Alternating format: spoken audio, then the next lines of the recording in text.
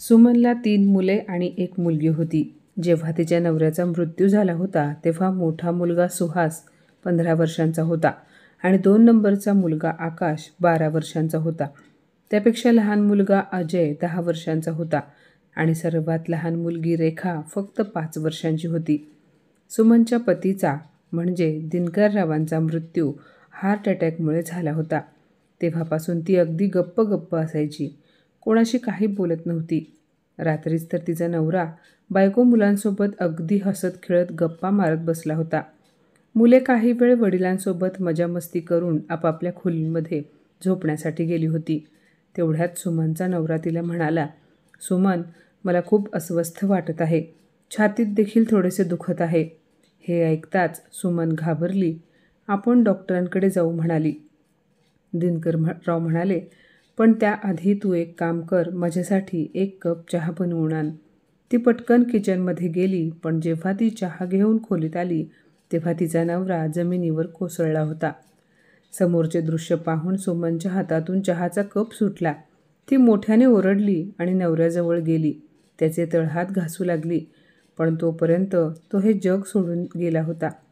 सुमनचे जग उद्ध्वस्त झाले होते. ती रडत आणि ओरडत तिच्या नवऱ्याला उठवण्याचा प्रयत्न करत होती. मुलांनी जेव्हा आईचा आवाज ऐकला तेव्हा ते सर्वजण आईकडे धावत गेले. वडिलांना अशा अवस्थेत पाहून मुले घाबरली. शेजारचे लोक देखील जमले होते. डॉक्टरांना बोलावले गेले, परंतु तोपर्यंत खूप उशीर झाला होता. हे सर्व अचानक कसे झाले हे समजलेच नाही. शेजारचे आणि नातेवाईक सुमनचे सांत्वन करून निघून गेले होते. नवऱ्याची शेतजमीन होती आणि ही शेतीच त्याचे कमावण्याचे एकमेव साधन होते. मुले देखील अजून लहान होती आणि शिकत होती. सुहास आणि आकाश दोघेही अभ्यासात खूप हुशार होते. त्यामुळे सुमन त्यांना शेतात कामे करू देत नव्हती.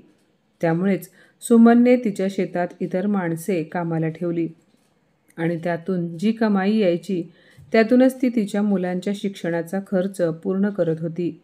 दोन्ही मोठी मुले तर खूप चांगले शिक्षण शिकत होती, परंतु धाकटा मुलगा अजय अभ्यासामध्ये खूप कमजोर होता. धाकटी मुलगी देखील आपल्या मोठ्या भावांसोबत अभ्यास करायची. असेच दिवस सरत होते. सुहास आणि आकाश खूप शिकले आणि आता अधिकारी झाले होते आणि मुलीने देखील चांगल्या मार्काने ग्रॅज्युएशन पूर्ण केले होते. धाकटा मुलगा दिवसभर मित्रांसोबत गावभर फिरायचा किंवा घरी असला की आईला घरकामात मदत करायचा. त्यामुळेच घरातली बरीच कामे त्याच्याच वाटेला येत होती. घरातील सर्वजण त्यालाच कामे सांगायचे. "अजय, सामान घेऊन ये. अजय, आईला डॉक्टरांकडे घेऊन जा. आईचे औषध घेऊन ये. आम्हाला ऑफिसला जायचे आहे. आमचे कपडे इस्त्री करून आण." दोन्ही भाऊ त्याला खूप कामे सांगायचे, पण अजय काहीही न बोलता सर्व कामे करायचा. तरीही ते म्हणायचे, "अजय, तू तर घरामध्ये रिकामाच बसलेला असतोस. असे कर, भांडी देखील तूच घास. जेवण मी बनवते." खरे तर धाकटी मुलगी रेखा अजयपेक्षा 5 वर्षांनी लहान होती, पण तिने कधीच त्याला मोठ्या भावाप्रमाणे दादा अशी हाक मारली नाही, ना कधी त्याला आदराने बोलली होती. जेव्हा तिला आई रागवायची की त्यालाही दादा म्हणत जा, तो तुझा मोठा भाऊ आहे, जरा आदराने बोल, तेव्हा ती म्हणायची, "आई, ह्या अडाणी माणसाला काय आदराने बोलायचे? आणि आई, घरात कोण याचा आदर करतात म्हणून मी देखील याचा आदर करावा? जाऊ दे, सोड." हे सगळं रेखाचे बोलणे ऐकून अजय हसायचा आणि म्हणायचा, "आई ही माझी बहीण आहे, तिला काही बोलू नकोस. तिला जे बोलायचे आहे ते बोलू देत." आणि मग रेखाला म्हणायचा, "हे बघ रेखा, मी भांडी देखील घासेन आणि आईला स्वयंपाक बनवायला मदत देखील करेन. तू काळजी करू नकोस." आणि तेव्हा मग अजयचे बोलणे ऐकून रेखा खूप खुश व्हायची की किचनमधील अर्धी कामे तर अजय करत होता, पण तरीही त्याच्या आईची इच्छा होती की तो 4 पैसे कमवू शकेल असे एखादे काम करावे. त्याने शिक्षण तर काहीच घेतले नाही. त्याला स्वतःचे नाव देखील लिहायला येत नव्हते. काही नाही तर आपल्या शेताकडे तरी अजयने लक्ष द्यावे असे त्याच्या आईला वाटायचे. पण अजय घरची शेती देखील पाहत नव्हता. तो नाही कोणत्या व्यवसायाकडे लक्ष द्यायचा आणि ना अभ्यासाकडे लक्ष द्यायचा. त्याचे कोणते असे ध्येय नव्हतेच. फक्त आईची सेवा करणे, आपल्या भावंडांची छोटी मोठी कामे करणे एवढेच त्याचे काम होते. असेच दिवस सरत होते. आता सुहास आणि आकाशचेही लग्न झाले. त्याच्या दोन्ही भावजया तर त्याला घरातला नोकर समजू लागल्या. त्या देखील त्याला अजय हे कर, अजय ते कर असे म्हणत होत्या आणि हे सर्व पाहून त्याच्या आईला खूप वाईट वाटायचे. एकदा सुमन रागाने सुनांना म्हणाली, तुम्ही दोघींनी माझ्या मुलाला नोकर समजले आहे का? तुमची कामे तुम्हाला करता येत नाहीत का? आजपासून त्याला अजिबात कामे सांगायची नाहीत. सासूचे बोलणे ऐकून मग दोघी तोंड फुगवून बसायच्या आणि मग आपापल्या नवऱ्याकडे तक्रार करायच्या. तेव्हा बायकोचे ऐकून सुमनची दोन्ही मुले आईकडे जाब विचारायला यायची. दोघेही म्हणायचे, आई तू काय म्हणालीस माझ्या बायकोला? अगं हा अजय रिकामटेकडा आहे, हे आता तरी मान्य कर. घरात बसून तो करतो तरी काय? 2 टाईम फुकटात तर जेवतो, नाहीतर मग त्याच्या मित्रांसोबत भटकत असतो. आणि काय झाले जर त्याने आमच्या बायकांची थोडीफार कामे केली तर? तू याची तरफदारी करून याला खूपच डोक्यावर चढवले आहेस. खरे तर अजयच्या निष्काळजीपणामुळे सुमनला मोठ्या मुलांचे बोलणे ऐकावे लागायचे. हळूहळू वेळ आणखी पुढे सरकत होता. रेखाचे देखील लग्न खूप चांगले श्रीमंत घरात झाले होते. ती तिच्या घरामध्ये अगदी सुखी आनंदी होती. काही दिवसांनी दोन्ही जावांचे एकमेकींशी काही पटेना, त्यामुळे दोन्ही भाऊ वेगवेगळे राहू लागले. दोन्ही मुले आईपासून वेगळी झाली, त्यामुळे आता अजय आणि त्याची आई असे दोघेच घरात राहत होते. सुमनने एके दिवशी दोन्ही मोठ्या सुनांना घरी बोलावले आणि म्हणाली, अजय देखील तुमच्या लहान भावाप्रमाणे आहे, त्याच्यासाठी एखादे चांगले स्थळ बघा. तेव्हा दोन्ही सुनांनी तोंड वाकडे केले आणि त्या म्हणाल्या, सासूबाई हा तर अडाणी बिनकामाचा आहे आणि अशा अडाणी आणि उन्हाळ मुलाला कोण आपली मुलगी देईल? माफ करा सासूबाई, पण माझ्या माहेरचे लोक तर मलाच 2 शब्द ऐकवतील की आमच्या मुलीचे आयुष्य उद्ध्वस्त केले म्हणून. खरे तर त्या ज्या धीराला नोकर समजून त्याच्याकडून कामे करून घेत होत्या त्याच्यासाठी स्थळ कशा शोधणार होत्या?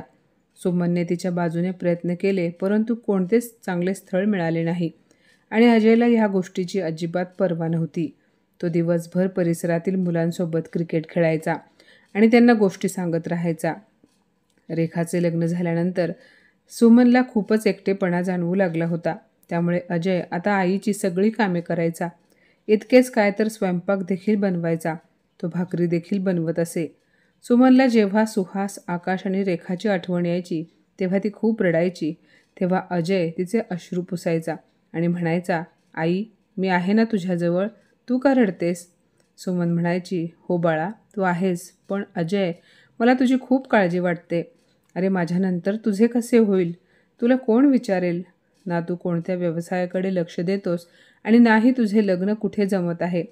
अजय म्हणायचा, आई तू माझी अजिबात काळजी करत जाऊ नकोस आणि स्वतःबद्दल काहीही वाईट बोलत जाऊ नकोस. एके दिवशी अजय आईचे पाय दाबत बसला होता. तेव्हा आईला म्हणाला, आई विद्यामंदिर शाळेच्या मागच्या बाजूला जे सुधा काकूंचे घर आहे ना? आई म्हणाली, मग काय झाले तिला? तो म्हणाला, तिला काही झाले नाही ग. खरं तर मागच्या 4 वर्षांपूर्वीच सुधा काकू तिच्या अनाथ भाचीला घरी घेऊन आली आहे. बिचारीचे आईवडील ह्या जगात नाहीत. तो पुढे म्हणाला, आई त्या काकू त्या मुलीवर खूप अत्याचार करतात. जेव्हा कधी मी मुलांसोबत त्यांच्या घराजवळ असलेल्या मैदानात क्रिकेट खेळत असतो तेव्हा मला सुधा काकूंचा जोरजोरात ओरडण्याचा आवाज येत असतो. ती तिच्या भाचीला खूप मारत असते. कधी कधी त्या मुलीचा आवाजही ऐकायला येतो, मामी मला मारू नका, मी सर्व कामे करेन. मला तिच्याबद्दल खूप वाईट वाटते. तो पुढे म्हणाला, एकदा तर तिने तिच्या भाचीला घराबाहेर काढले होते. हे सांगताना अजयचे डोळे पाणावले होते. असाच होता अजय, दुसऱ्यांच्या दुःखामध्ये अश्रू गाळणारा. सुमनने देखील अगदीच उत्सुकतेने विचारले, त्या मुलीला का काढले होते घराबाहेर? अजय म्हणाला, सुधा काकूंचा 25 वर्षापूर्वींचा जुना महागडा ग्लास त्या मुलीकडून फुटला होता. आई आधी तर सुधा काकूने स्वतःच्या भाचीला खूप मारले आणि मग धक्के मारून घराबाहेर काढले. तो पुढे म्हणाला, आम्ही तिथेच त्या मैदानात क्रिकेट खेळत होतो. जेव्हा त्या मुलीकडे अगदी बारकाईने पाहिले तेव्हा त्या मुलीच्या ओठातून रक्त येत होते. चेहऱ्यावर मारल्याचे निशाण होते. आई मला तर तिला पाहून खूप वाईट वाटले. काही वेळ थांबून तो पुढे म्हणाला, आई तुला माझे लग्न करायचे आहे ना? तू असे कर, माझ्यासाठी सुधा काकूंकडे तिच्या भाचीचा हात माग. चला दुसरे काही नाही, पण निदान माझ्यामुळे ती मुलगी अत्याचारापासून तरी वाचेल. सुमन देखील त्या सगळ्या प्रकरणाबद्दल विचार करू लागली. त्याचे बोलणं तर अगदीच बरोबर आहे. असे तर अजयला कोणीही मुलगी देण्यासाठी तयार नव्हते. परंतु जर एक अनाथ मुलगी अत्याचारापासून वाचत असेल तर काही हरकत नाही. ती मुलगी माझ्या अजयची बायको बनून घरी आल्यावर माझ्या अजयला सांभाळेल, हे घर सांभाळेल. हा विचार करून जेव्हा ती सुधा काकूंच्या घरी गेली तेव्हा तिने पाहिले त्या मुलीच्या हातावर खूप मोठी जखम झाली होती. सुमनचे मन तर ती जखम बघूनच थरथर कापत होते. ती म्हणाली, सुधाताई, ह्या मुलीच्या हाताला काय झाले आहे? हे ऐकून सुधा रागाने तिच्या भाचीकडे पाहू लागली. ती बिचारी तर खूप घाबरली होती. म्हणाली, काही नाही ग, आंधळी असल्यासारखी न बघता कामे करते, त्यामुळे हात भाजला आहे तिचा. सुमनने पाहिले तर त्या मुलीच्या चेहऱ्यावर देखील मारल्याचे काळे डाग होते. सुमनला खूप वाईट वाटत होते. तिने एक दीर्घ श्वास घेतला आणि म्हणाली, मला तुझी ही भाजी खूप आवडली आहे. जर तुझी काही हरकत नसेल तर मला हिला माझ्या घरची सून बनवण्याची इच्छा आहे. सुमनचे हे बोलणे ऐकताच सुधाच्या कपाळावर आठ्या आल्या. ती म्हणाली, नाही, तिचे लग्न तर मी माझ्या मोठ्या मुलाशी लावून देणार आहे. हे ऐकून सुमनच्या चेहऱ्यावरचा रंग उडाला होता. कारण तिचा मुलगा तर वेडा होता. त्याला तर खोलीमध्ये साखळदंडाने बांधून ठेवले होते. जेव्हा त्याची साखळी उघडली जायची तेव्हा तो समोरच्या व्यक्तीला जीवानिशी मारण्याचा प्रयत्न करायचा. खरे तर डॉक्टरांनी सांगितले होते की त्याला मेंटल हॉस्पिटलमध्ये ॲडमिट करा. पण सुधाने स्वतःच्या मुलाला मेंटल हॉस्पिटलमध्ये भरती करण्याऐवजी त्याला घरातच ठेवले होते. सुमन म्हणाली, असे जर झाले तर मग तू ह्या मुलीवर खूप मोठा अन्याय करत आहेस. तुला माहिती आहे ना तुझ्या मुलाची अवस्था काय आहे? अगं, त्याला तर तुम्ही साखळीने बांधून ठेवले आहे. जर त्या बेड्या सोडल्या तर तो या मुलीला मारूनच टाकेल. सुधा म्हणाली, तू कोण आहेस ग ह्या सगळ्यांमध्ये बोलणारी? माझा मुलगा अगदी व्यवस्थित आहे. त्याला काहीही झाले नाही आणि ही माझी भाची आहे. मला त्यामुळे तिचे लग्न कोणाशी लावून द्यायचे कोणाशी नाही याचा विचार मी करेन. तू मध्ये मध्ये बोलणारी आहेस कोण? हे बघ सुमन, ह्या प्रकरणापासून तू जितके लांब राहशील तितके चांगले आहे. सुमन हे सर्व ऐकून खूप अस्वस्थ झाली होती. जेव्हा ती घराच्या बाहेर जाऊ लागली तेव्हा ती मुलगी समोर किचनमध्ये हुंदके देत रडत होती. कदाचित तिने हे ऐकले होते की तिची मामी तिच्यासोबत काय करणार आहे. सुमन जेव्हा घरी आली तेव्हा अजय अगदी अस्वस्थतेने अंगणात फेऱ्या मारत होता. तो म्हणाला, आई, सुधा काकू काय म्हणाल्या? सुमन बाजूच्या खुर्चीवर बसली आणि म्हणाली, खूपच क्रूर बाई आहे ती सुधा. अरे, तिचा तो वेडा मुलगा शरद आहे ना, त्याच्यासोबत स्वतःच्या भाचीचे लग्न लावून देणार आहे ती. हे ऐकून अजय खूप टेन्शनमध्ये आला होता. तो म्हणाला, आई, मग तर त्या मुलीवर खूप मोठा अन्याय होईल. सुमन म्हणाली, हो, पण आपण तरी काय करू शकतो? तो म्हणाला, अरे, का नाही करू शकत? गावातल्या मोठ्या मंडळींसोबत चर्चा करू. सर्वजण तिला समजावतील तेव्हा काहीतरी होऊ शकेल. त्या बाईच्या मनात स्वतःच्या भाचीसाठी जरा तरी दया येईल. सुमनने गावातल्या पाटलांसोबत चर्चा केली आणि इतर वयस्कर माणसांसोबत देखील यावर चर्चा केली. सर्वांनी सुधाला सांगितले की तुझा मुलगा पूर्णपणे वेडा आहे आणि हे आम्हा सर्वांना माहिती आहे. त्यामुळे तुला आम्ही कधीच इतका मोठा अन्याय करू देणार नाही. हे सर्व ऐकून सुधा म्हणाली, मग मीही ह्या मुलीला माझ्या घरी ठेवून घेणार नाही. सुमन म्हणाली, ठीक आहे, नको ठेवून घेऊस. मी तुझ्या भाचीचे लग्न माझ्या मुलासोबत लावून देते. हे ऐकताच सुधा रागाने तिथून निघून गेली. त्यानंतर अगदी साधेपणाने सुमनने अजयचे लग्न रुपालीसोबत लावून दिले होते.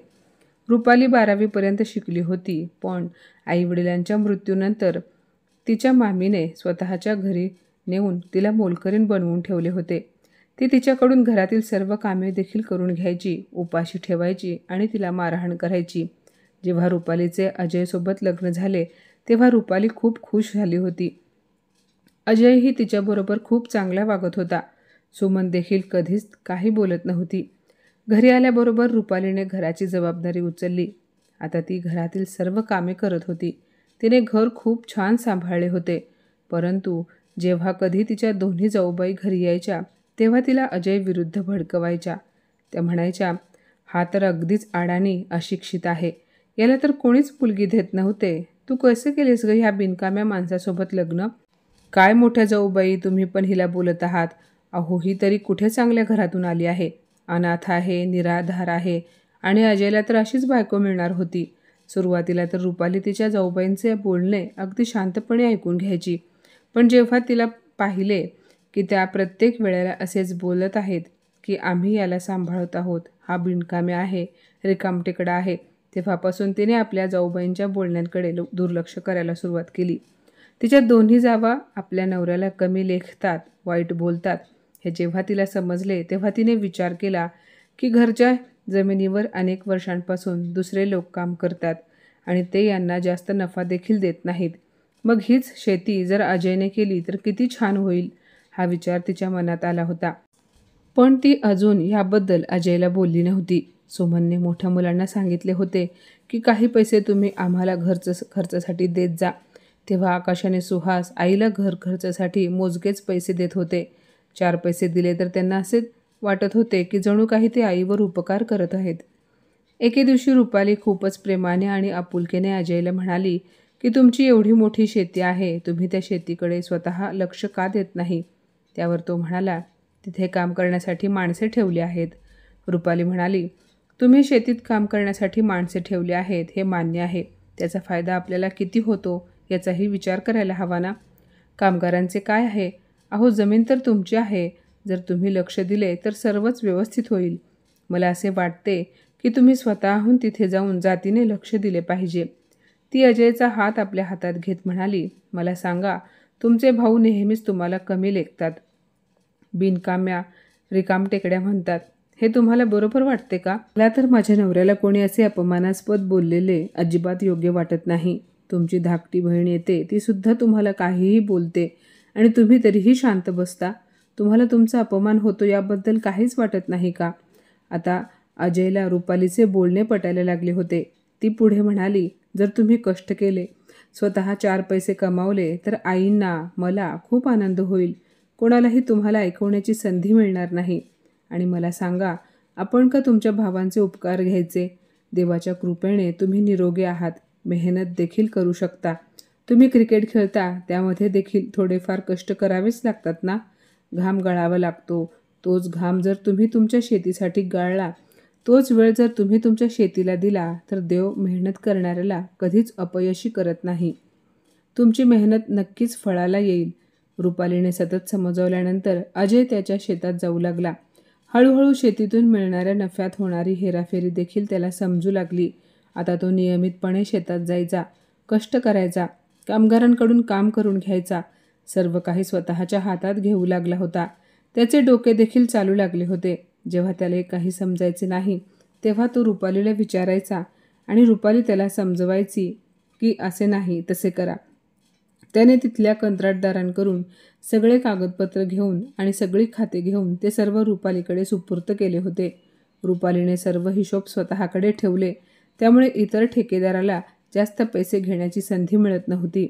हे सर्व पाहून सुमन खूप खुश झाली. 12वी शिकलेल्या सुनेने मुलासोबत शेती देखील सांभाळली आहे याचे सुमनला खूप कौतुक वाटायचे. आता रुपाली सर्व हिशोब स्वतःकडे ठेवायची. जे काही शेतामध्ये धान्य पिकायचे ते सर्व धान्य विकण्यासाठी अजय स्वतः शहरात जायचा. जे पैसे मिळायचे ते सगळे पैसे आणून रुपालीच्या हातात द्यायचा. आता त्याच्याकडे खूप सारे पैसे जमा झाले होते. त्या पैशातून त्याने स्वतःच्या घराची डागडुजी केली. एकदा सुमनने मोठ्या मुलांना घराची डागडुजी करायला सांगितले होते, तेव्हा ते दोघेही म्हणाले की आम्ही इथे राहत नाही, त्यामुळे ह्या घरासाठी आम्ही उगाच पैसे खर्च करणार नाही. घर खूप जुने होते आणि जर त्याची डागडुजी केली नसती तर कधीही घराचे छप्पर कोसळले असते. त्यामुळे अजयने घर चांगल्या प्रकारे दुरुस्त करून घेतले होते. त्याने नवीन फर्निचर देखील खरेदी केले. जेव्हा सुहास आणि आकाश आपापल्या बायकांसह घरी आले तेव्हा घराचा झालेला कायापालट पाहून चकित झाले. रेखासुद्धा घराला पाहून हैराण झाली होती. रेखा जेव्हा कधी माहेर यायची तेव्हा तिला आलेले पाहून तिच्या धाकट्या वहिनीने कधीच तोंड वाकडे केले नव्हते. रुपाली आपल्या नणंदेच्या खूप चांगला पाहुणचार करायची आणि रेखाला माहेरी आलेले पाहून तर अजयसुद्धा खूप खुश व्हायचा. तो तिच्या मुलांना चॉकलेट आणून द्यायचा, फळे आणून द्यायचा, स्वतःच्या हाताने सफरचंद कापून रेखाला खाऊ घालत होता. तो म्हणायचा, रेखा तू किती बारीक झाली आहेस. भाऊ इतका लाड करायचा पण तरी देखील तिच्या मनामध्ये अजयसाठी प्रेम नव्हते, जे प्रेम इतर भावांबद्दल होते. अजय अडाणी होता, त्यामुळे रेखाचा नवरा त्याच्याशी जास्त बोलत नव्हता. जेव्हा रेखाचा नवरा कधी एखाद्या कार्यक्रमासाठी पाहुण्यांना घरी बोलवायचा तेव्हा रेखाला सरळ सांगायचा की तुझ्या दोन्ही भावांना आणि वहिनींना नक्की बोलाव, पण तुझ्या धाकट्या अडाणी भावाला अजिबात बोलावू नकोस. माझे मित्र आणि नातेवाईक मला नावे ठेवतील की तुझा धाकटा मेहुणा तर शेतकरी आहे, अडाणी आहे. त्यामुळेच रेखाने कधीच अजय आणि त्याच्या बायकोला तिच्या घरी बोलावले नव्हते. परंतु जेव्हा कधी रेखाचा नवरा त्याच्या सासरी यायचा तेव्हा सर्वात जास्त इज्जत त्याला अजयच देत होता. पण तरी देखील त्याच्या कपाळावर आठ्या काही कमी होत नव्हत्या. 2 वर्ष निघून गेली. आता तर अजयची जमीन जणू काय सोनं उगवू लागली होती. तो त्याच्या दोन्ही भावांपेक्षा जास्त कमावू लागला. बहिणीचा नवरा देखील अजयचा थाटमाट पाहून हैराण व्हायचा, कारण आता पूर्ण गाव अजयचे कौतुक करत होते. इतकेच काय तर सरपंच आणि गावचे जमीनदार देखील अजयला मान सन्मान देऊ लागले होते. एक मात्र अगदी बरोबर आहे की ज्याच्याकडे पैसा आहे लोक त्यालाच मान देतात. अजयकडे देखील पैसा त्याच्या भावांपेक्षा जास्त होता आणि प्रत्येकजण त्याला पुढे येऊन नमस्कार करत होता. हे पाहून अजय त्याच्या बायकोला म्हणायचा की जर तू माझ्या आयुष्यामध्ये आली नसतीस तर मी कधीच ह्या टप्प्यावर पोहोचलो नसतो. खरं तू तर माझ्यापेक्षा जास्त शिकलेली आहेस. मी तर अंगठा छाप अडाणी आहे. मला तर असे वाटले होते की तू कधीच मला किंमत देणार नाहीस. इतरांप्रमाणे मला अडाणी आणि अशिक्षित असे टोमणे देशील. पण तू तर मला इतका आदर दिलास की मला समजत नाही की मी खरेच ह्या आदरासाठी पात्र आहे का. रुपालीने अजयच्या डोळ्यातून येणारे अश्रू तिच्या पदराने पुसले आणि मग त्याचा हात हातात घेत ती म्हणाली, मी तर तुमची ती कदर करू शकले नाही, तुमची ती सेवा करू शकले नाही ज्यासाठी तुम्ही पात्र आहात. तुम्हीच मला माझ्या मामीच्या अत्याचारापासून वाचवले आहे, मला प्रेम दिले आहे, मला तुमच्या घरची लक्ष्मी बनवले. तुम्ही माझ्यासोबत नेहमीच प्रेमाने बोललात. अजय, जर अशिक्षित तुमच्यासारखे असतील तर माझे असे म्हणणे आहे की सगळ्या जगातल्या मुलींचे लग्न तुमच्यासारख्या अशिक्षित मुलासोबतच होऊ देत, ज्याला बायकोला आदर देणे माहिती आहे, ज्याला बायकोला मान सन्मान देणे माहिती आहे, ज्याला आईची सेवा करणे माहिती आहे, ज्याच्या मनात आपल्या भावंडांबद्दल अतोनात प्रेम आहे. अजय, तुम्ही सर्व गुण संपन्न आहात. माझ्या मनामध्ये तुमची किती किंमत आहे हे मी तुम्हाला शब्दात सांगू शकत नाही. तुम्ही तर माझ्यावर हात उचलणे तर सोडाच, पण माझ्यासोबत कधीच मोठ्या आवाजात देखील बोलला नाहीत. अजय, खरंच मला तुमची बायको असल्याचा खूप गर्व आहे. हे ऐकताच अजयने रुपालीला मिठी मारली आणि तिच्या कपाळावर ओठ टेकवले. दोन्ही नवरा बायकोतील प्रेम अगदीच वाखाणण्यासारखे होते. नक्कीच अजय अशिक्षित होता, पण कित्येक सुशिक्षित लोकांपेक्षा चांगला होता. अजयच्या भावाने जेव्हा अजयची श्रीमंती पाहिली तेव्हा म्हणाला, ही शेती आमची आहे, संपत्ती आमच्या बापाची आहे आणि हा सन्मान कमावत आहे. दोन्ही भाऊ लगेचच घरी पोहोचले आणि त्यांनी रेखाला देखील बोलावून घेतले. ती देखील तिथे आली आणि म्हणाली, मलाही माझ्या वडिलांच्या संपत्तीतील वाटा पाहिजे. सुमन ह्यावेळी गप्प बसली नाही. ती म्हणाली, कसला हिस्सा? जमिनी जेव्हा कंत्राटदाराच्या हातून उद्ध्वस्त होत होत्या तेव्हा तर तुम्ही लोकांनी लक्ष दिले नाही. आणि तसेही तुम्हाला चांगली नोकरी आहे, तुम्ही सर्वजण चांगले कमावत आहात. अजय तर अशिक्षित आहे, त्याचा संसार तर ह्याच शेतीमुळे चालला आहे. कित्येक वर्ष तो आर्थिक अडचणीत होता. जर अजयने स्वतःच्या मेहनतीच्या जोरावर त्या मेलेल्या जमिनींना पुन्हा जिवंत केले आहे तर मग त्याचा खरा हक्कदार तोच आहे. परंतु आईच्या बोलण्याला कोणीच महत्त्व दिले नाही. ते म्हणाले, अजय, तू सांग, तू ही संपत्ती आमच्या नावावर करणार आहेस की आम्ही कोर्टात जाऊ? हे ऐकून अजय म्हणाला, दादा, मी तर अशिक्षित आहे. तुम्हाला जे हिस्से करायचे आहेत ते करा. माझी कोणत्याही गोष्टीसाठी काहीच हरकत नाही. सुमनच्या डोळ्यात अश्रू आले. ती अजयकडे अगदी प्रेमाने पाहत होती. अजयही आईकडे पाहून म्हणाला, आई, तू का रडत आहेस? टेन्शन घेण्यासारखे काय आहे? अगं, हे माझे सख्खे भाऊ आहेत. ते माझ्यावर अन्याय कसा करतील? जो त्यांचा हक्क आहे तो त्यांना घेऊ देत. वडिलांच्या संपत्तीमध्ये एकूण 10 एकर जमीन होती. दोन्ही भावांनी 5-5 एकर स्वतःच्या नावावर केली आणि म्हणाले, आजा, हे घर तू ठेव. अजय म्हणाला, दादा, पण रेखाचा हिस्सा कुठे आहे? तिला काही नाही मिळणार का? यावर ते दोन्ही भाऊ म्हणाले, हिचा कसला हिस्सा? अरे, हिला काय कमी आहे? ही मोठ्या अधिकाऱ्याची बायको आहे, खात्यापित्या घरातली आहे. दोन्ही भावांचे वागणे पाहून रेखा गप्प बसली होती, कारण 3 महिन्यांपूर्वीच तिच्या नवऱ्याची नोकरी गेली होती. त्यामुळे तो दुसऱ्या नोकरीच्या शोधात होता आणि नोकरी नसल्यामुळे घरात तंगी आली होती. तिला तर हेच वाटले होते की दोन्ही भावांनी तिला बोलावले आहे, त्यामुळे कदाचित तिला तिचा हिस्सा देतील. मग तोच पैसा नवऱ्याला देऊन एखादा व्यवसाय चालू करता येईल. घरची परिस्थिती थोडीफार चांगली होईल. पण आतापर्यंत रेखाने तिच्या कुटुंबाच्या आर्थिक अडचणीबद्दल कोणालाच काही सांगितले नव्हते. तिला असे वाटायचे की पूर्वी नवऱ्याचा जो आदर माहेरी होत होता आजही कायम राहावा. परंतु दोन्ही मोठ्या भावांचे बोलणे ऐकून अजय म्हणाला, दादा, मी तुम्हा दोघांसारखा शिकलेला तर नाही, पण मी एका कीर्तनकाराला कीर्तनात सांगताना ऐकले की बहिणीच्या हिश्श्याचे कधीच खाऊ नका. संपत्तीत तिचा देखील हिस्सा असतो. जिथे भावांचे 2 हिस्से आहेत तिथे बहिणीचा 1 हिस्सा आहे. त्यामुळे मी माझ्या बहिणीचा हक्क हिरावून घेऊ शकत नाही. अजयने रेखाच्या डोक्यावर हात ठेवला आणि म्हणाला, रेखा बेटा, हे घर तू ठेव.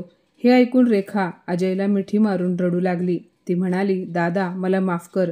मी तर आजपर्यंत तुला कधी आदराने हाक मारली नाही, कधीच तुला किंमत दिली नाही. तो म्हणाला, अगं वेडी, तुझे माझ्यावरच जास्त प्रेम होते ना? त्यावेळी तू माझ्यासोबत अगदी बिनधास्तपणे बोलत होतीस. 10 गोष्टी मला ऐकवायचीस, कारण तुला हे ठाऊक होते की मी तुला काहीच बोलणार नाही. मला तुझे प्रेम समजत होते. माझी तुझ्याबद्दल काहीच तक्रार नाही. खरंच अजय विचित्रच माणूस होता, सगळ्या जगापेक्षा वेगळा. सुहास आणि आकाश हसत म्हणाले, मग आजा, आता तू काय करणार आहेस? तुझ्याजवळ तर काहीच नाही, ना जमीन ना घर. मग तू तुझे कसे काय भागवणार? कसा संसार करशील? बायकोला काय खाऊ घालशील? तो म्हणाला, दादा, कोण म्हणाले माझ्याकडे काही नाही? अरे, माझ्याकडे ती संपत्ती आहे जिच्यासमोर शेती, घर, जमीन हे सर्व काही शून्य आहे. असे बोलून तो आईकडे गेला आणि त्याने आईला खाली वाकून नमस्कार केला. तो म्हणाला, माझ्याकडे माझी आई आहे. माझ्या आईशिवाय मला काहीही नको. हे ऐकून ते तिघेही आश्चर्यचकित झाले. सुमनच्या डोळ्यातून अश्रू वाहू लागले. तो पुढे म्हणाला, जर माझ्या डोक्यावर माझ्या आईचा हात आणि मला माझ्या बायकोची साथ असेल तर मी पुन्हा एकदा शून्यातून नक्कीच यशस्वी होईन. जर आईच्या पायाखाली स्वर्ग आहे तर मग माझा संसार अडचणीत कसा येईल? आपल्या नवऱ्याच्या तोंडून असे शब्द ऐकून रुपाली म्हणाली, खरंच तुमच्यासारखा पती मला मिळाला हे मी माझे भाग्य समजते. आपण दोघे मिळून कष्ट करू. मी वचन देते की मी तुम्हाला शेवटच्या श्वासापर्यंत साथ देईन. त्या दोघांचे बोलणे ऐकून तिघेही बहीण भाऊ आईच्या पायाजवळ आले आणि रडू लागले. तिघेही म्हणाले, आई, अजयच्या बोलण्याने आज आमचे डोळे उघडले आहेत. आमचे शिक्षण, आमचे यश यामुळे आमच्या डोळ्यांवर पैशांची पट्टी बांधली होती. तिघेही आईला माफी मागू लागले. त्यानंतर मग 4ही भावंडांमध्ये नियमाप्रमाणे संपत्तीची समान वाटणी केली गेली. काही जमीन अजयच्या हिस्स्याला देखील आली. आता त्या मोठ्या घरामध्ये 3ही मुले आणि सुना नातवंडे एकत्र राहू लागले. सुमनच्या घराचे पुन्हा एकदा गोकुळ झाले होते. मित्रांनो, फक्त सुशिक्षित माणसांनाच सर्व काही समजते, सर्व काही माहिती असते असे नाही. जर एखादा माणूस खूप शिकला पण त्याला जर समोरच्या माणसासोबत कसे वागावे, काय बोलावे हेच जर समजत नसेल तर त्याच्यासारखा सुशिक्षित अडाणी दुसरा कोणीही नाही. कारण त्या माणसांना स्वतःच्या शिक्षणाचा गर्व असतो. कधी कधी माणूस अशिक्षित असूनही समजूतदार आणि स्वतःसोबत इतरांचाही विचार करणारा असेल तर त्याच्यासमोर शिकलेली माणसेसुद्धा शून्य असतात. आणि याचे उत्तम उदाहरण म्हणजे या कथेतील अजय. तर माझ्या मित्रमैत्रिणींनो, आजची ही कथा तुम्हाला कशी वाटली कमेंटमध्ये नक्की सांगा. आणि अशाच नवनवीन कथा ऐकण्यासाठी प्रज्ञा मराठी स्टोरीजला नक्की सबस्क्राईब करा.